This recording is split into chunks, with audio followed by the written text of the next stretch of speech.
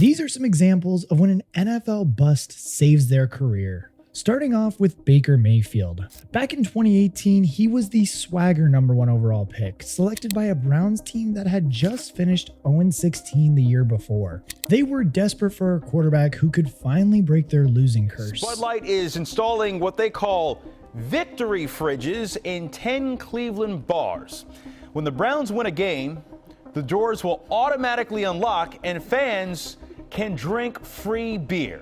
And in his first game, he did just that, snapping a 19-game losing streak and putting life into a franchise that had been the laughingstock of the league for decades.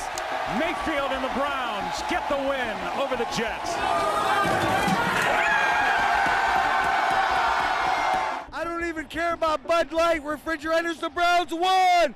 Yeah, baby! Baker Mayfield, I'm going to name my next baby after you, baby. Let's do it! Go Brownie! We're going to the Super Bowl, Cleveland. By 2020, he had Cleveland in the playoffs for the first time in nearly 2 decades, even knocking out the rival Steelers in a dominant wildcard win. They just didn't care. They made it happen. Well, since 1969 when they won a road playoff game.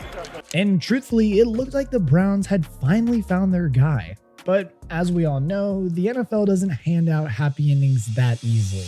Injuries, coaching changes, and a front office that never fully committed to him led to his downfall. In 2021, he played through a torn labrum in his shoulder, an injury that severely impacted his throwing ability. Instead of sitting out and healing, he pushed through and his numbers absolutely plummeted. And the Browns, seeing an opportunity, made a blockbuster move. Holy shit, was the natural reaction from all of us. Deshaun Watson is expected to be a member of the Cleveland Browns. Cleveland circled back. $230 million fully guaranteed? We're gonna make you an offer you cannot refuse. Nobody is turning down this kind of money, Skip, because we had never seen it happen before, this kind of guaranteed money. Just like that, the guy who had been their franchise quarterback was gone. Baker ended up landing in Carolina, hoping for a fresh start with the Panthers, but that situation was even worse. A dysfunctional coaching staff, a struggling offensive line, and a mid-season injury led to another disaster. By December, the Panthers cut him, making it seem like his days as a starting quarterback in the NFL were done. Then, just 2 days after being released by the Panthers, the absolute unthinkable would happen to Baker Mayfield. The Rams have claimed Baker Mayfield. They were 4th in the selection order, behind the Texans, behind the Bears, behind the Denver Broncos, but the Los Angeles Rams now have claimed Baker Mayfield off waivers. And then in a crazy Thursday night football game against the Raiders, Mayfield pulled off the impossible. To give them more light deep down the sideline, and it is caught by Skoranek. Ben Skoranek with a great catch. Mayfield flings it left side. End zone. Caught by Van Jefferson with 9 seconds remaining. That game in LA kept him on the NFL radar, but it wasn't enough to secure him a long-term job. In 2023, he signed a cheap 1-year deal with Tampa Bay, stepping into the impossible role of replacing Tom Brady.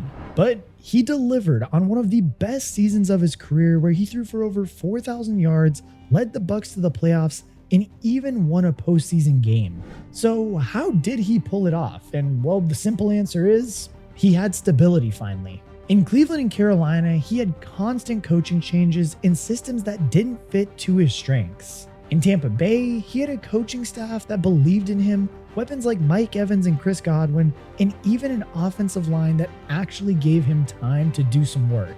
More importantly though, he played with a chip on his shoulder, proving that he thrives when he's doubted. In these past couple of years, he's really looked like maybe even a top 10 quarterback easily, especially while the Browns are very much regretting having to roll with Deshaun Watson and all the turmoil and everything he's gone through. But for as dysfunctional of a team as Carolina was, one quarterback might be saving his career despite that. Bryce Young. Coming out of Alabama, Bryce Young was supposed to be special. He was a Heisman winner and one of the most talented college quarterbacks in years. His ability to read defenses, extend plays, and stay calm under pressure made scouts believe he was the most NFL-ready quarterback in his class. And, well, the Panthers, they agreed. We have breaking NFL news on this Friday, and this is legitimately huge news. The Chicago Bears are trading the #1 overall pick to the Carolina Panthers in this year's draft. Because you have Bryce Young there at 5'10 and a half, and then you have CJ Stroud at 6'3. You have Frank Reich leaning right now on Stroud, according to Schefter. You have the owner, David Tepper, leaning on Bryce Young. Who would you pick at #1 here if you're the Panthers? He was supposed to be the savior of the franchise, the quarterback Carolina had been searching for since Cam Newton. But it didn't go well at all. Bryce's first season in Carolina was absolutely brutal. The Panthers finished with the worst record in the league. Young threw more interceptions than touchdowns, and the offense looked completely broken. And truthfully, it wasn't really hard to see why. He had no protection, no weapons, and a coaching disaster. Like, truthfully, you put any rookie quarterback in that situation and, well, they're going to struggle. But because Bryce Young was the #1 pick, every mistake was magnified. And to make things worse, the quarterback drafted right after him, CJ Stroud, went on to have one of the greatest rookie seasons of all time.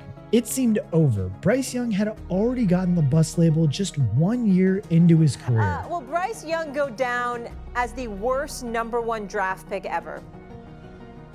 Possibly. I'm not rooting for that. Great kid, great star at Alabama. When he was picked #1 overall, I didn't hear a lot of people poo-pooing that, to be fair to him. But it's been an unmitigated disaster.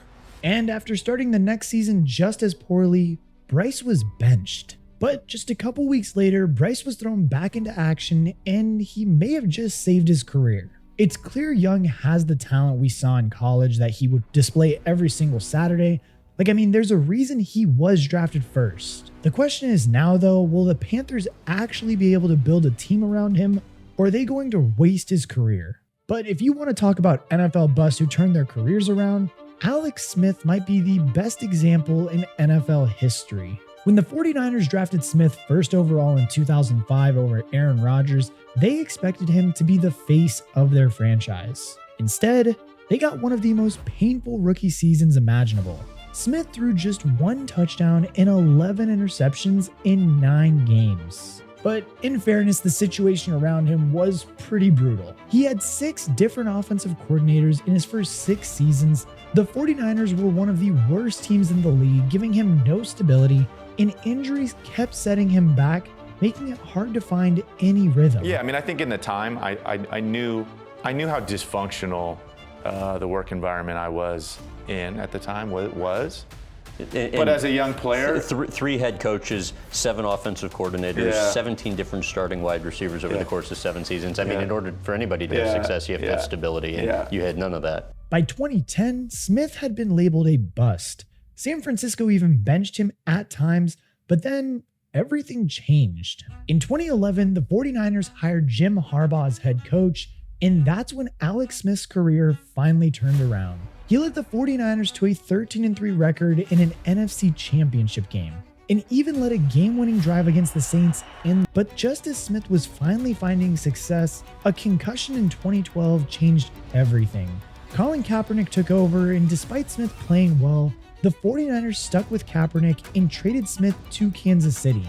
But landing with the Chiefs was the best thing that could have happened to Alex Smith. Under Andy Reid, he became a 3-time Pro Bowler, led Kansas City to the playoffs multiple times, and played the best football of his career. His 2017 season was especially special. He led the NFL in passer rating, threw for over 4,000 yards, and helped develop a young Patrick Mahomes, who eventually would take over the job. This led to him getting traded to Washington, and that's where his story took an even crazier turn. You see, in 2018, Alex Smith suffered one of the most brutal leg injuries in NFL history. And there goes Alex Smith down at the 40-yard line. Kareem Jackson. Alex Smith is down. A fracture in his tibia and fibula led to 17 surgeries, a life-threatening infection, and doctors even considering amputation of his leg. And just like that, his career was over. Or so we thought. Get back on an NFL field. It made no sense to me when he walked out there. Absolutely no sense at all. Amputation at one point was a possibility, and now 693 days later, here he is coming back on an NFL football field. After nearly 2 years of rehab, he shocked the world by returning to the NFL in 2020. And when the Rams drafted Goff with the first overall pick in 2016, they believed they had found their franchise quarterback. But his rookie season, well, it couldn't have gone much worse. He started 7 games and lost all of them. He threw just 5 touchdowns and 7 interceptions, and the Rams offense was dead last in the league. By the end of the year, people were already calling him a bust, and some even compared him to Jamarcus Russell, one of the biggest draft flops in NFL history. Then, the Rams made a move that would change everything. In 2017, the Rams hired Sean McVay, a young offensive genius who completely transformed the team. And suddenly, Goff looked like a completely different quarterback. He threw for over 3,800 yards and 28 touchdowns in his second season. He led the Rams to an 11-5 record in the playoffs and even made his first Pro Bowl. Then came 2018, his best so well, and the Rams only scored 3 points. But at just 24 years old, Goff looked like a rising star. And because of him looking that way, the Rams awarded him with a massive 4-year, $134 million contract, and it seemed like he was their guy for the long haul. But after that Super Bowl run, Goff's production slowly declined. His turnovers increased, and while the Rams remained a playoff team, McVay started losing confidence in his quarterback. And by 2020, it was clear that the Rams no longer thought that Goff could take them to where they wanted to get news to. Here on CBS Sports HQ, and it is monster news. A blockbuster trade in the NFL. Detroit is dealing Matthew Stafford to the LA Rams in exchange for 2 future first-round picks, a third-round pick, and Jared Goff. Number 1 overall pick in the draft, they wound up giving over $100 million to, and then they turn around and decide he's not good enough. It's not that he's awful. He's not Carson Wentz this year. He didn't get hurt to the extent that Dak Prescott did. He played, and he played okay, but they said, no, we're not going to win a Super Bowl with this guy. We need more. Meanwhile, Goff was sent to a Detroit team that looked like it was rebuilding for years. And even when he did arrive in Detroit, most people thought he was just a bridge quarterback, a temporary option until the Lions drafted someone better. And at first it did look that way, and it looked pretty true. The Lions went 3-13-1 in his first season, and nobody was really taking him seriously. But in 2022, something changed. Goff threw for over 4,400 yards and 29 touchdowns. Then in 2023, he took his game to another level. He led the Lions to their first division title in 30 years. He won 2 playoff games, including Detroit's first playoff win since 1991, and he went toe-to-toe with the 49ers in the NFC Championship game, proving he could perform on the biggest stage. Now, he's the face of a Lions team that is a legitimate contender. He went from being the quarterback nobody wanted to the leader of one of the NFL's most exciting teams. A team that had an incredible 2024 season and has the potential to make some serious noise next year. But if you want to talk about an incredible 2024 season, well, then we have to talk about what Sam Darnold just did this past season. It was just absolutely wild.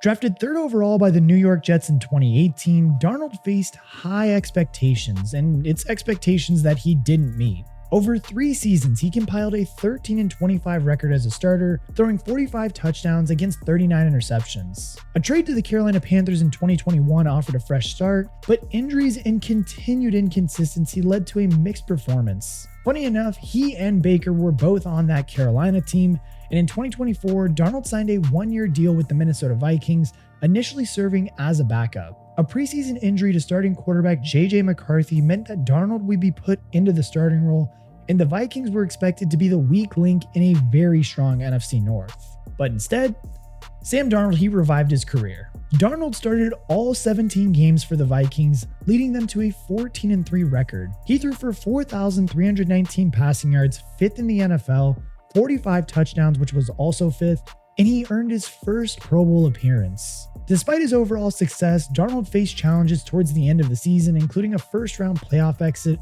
so he entered free agency as a wild card. Now, I mean, the main question that everybody keeps asking is, was the majority of his season a fluke, or was he actually a superstar? I mean, as we all saw too, the Seahawks did take that risk, signing him to a 3-year, $100.5 million deal after trading Geno Smith. So, I mean, it's going to be interesting to see how his career unfolds, along with some other guys on this list like Mayfield, Goff, and especially Bryce Young. But I mean, as we all know, football is just so unpredictable, and sometimes all it takes is the right opportunity to turn a career around.